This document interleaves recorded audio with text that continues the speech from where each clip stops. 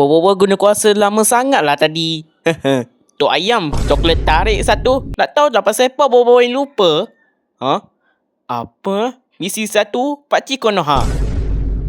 Pakcik Konoha? Oh, Pakcik Konoha. Oi! Apa? Saya datang ni. Ni coklat Tok Abah yang hantar. Oh, terima kasih. Ai. Goblok. Mana kokonya? What the heck? Aduh, aku lupa lah. Salah, saya balik dulu. Ayo, what the heck? Tepek. Ala kolek tetek kebo. 20 minit kemudian. Berbolok. Sampai pun. Pakcik, Rex ada? Nama Acik Kopal lah, bukan Rex. Kau ni lupa ke entah? Oh, ya ke? Aku salah universe ni. Tak apalah, saya balik dulu. Yatim, mana kokonya? Koko apa tu? Lupa ke? Kata mau hantar. Oh no, what the lupa juga anak aku ni. Dapat ke tak? Hantar dah. Tapi cucu kau ni teruk lah. Orang hantar koko yang hantar tai. Tai apa tu? Tai syaitan. Tai syaitan? Ayah aku marah ke tak? Entahlah, aku tak tahulah. Hei, dunia. Nasib baik satu je yang lambap. Ada lagi lah. Misi 2, Cik Mika. Assalamualaikum, brother. Waalaikumsalam, Radil. Ini koko yang Cik Mika order. Dalam rumah je, Cik. Mika mana ni? Alah, Mika yang duduk dekat Bukit Mentajam tu. What the heck? Bukit Mentajam tu? Nah, tu hantar sini lah. Kenapa tu, yol? What the ya Allah, aku lembab betul lah kau ni. Hei, inilah apa korang kata MBG. Tak apa, dah hantar dah semua. Cik, aku yang hantar lah. Okay, jom moving on. Go.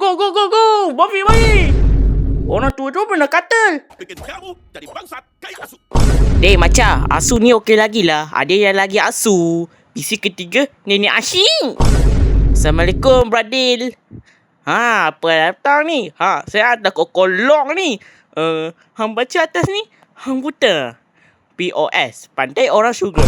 Google. 20 minit kemudian. Oi, masih bangunlah. Apa ni? Wah. Hai, kamu ni tak ada adab betul lah menjerit kat orang tua lah. Ayah aku lagi kuat menjerit kat orang tua. Tak tanya pun. Misi ni koko tu. Nak buat apa dengan koko tu? Hayya, makanlah. Takkan bagi kucing pula. Rasa spender. Dah hantar dah. Terima kasih hantarkan saya. Sama-sama. Jangan jadi lembat lagi ya. Baik orang bujang. Hajar betul. Hei, itu pun kau tak tahu ke? Tak tahu malu. Tak apa. Semua dah hantar, dah beres dah.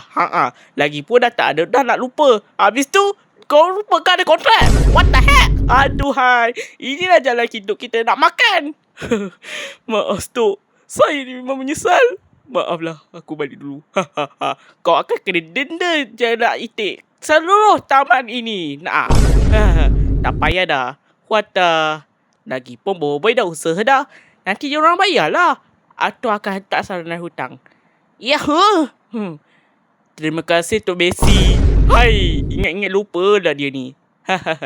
Dah, boy ni rehat sihat kat belakang. Okey, Tok.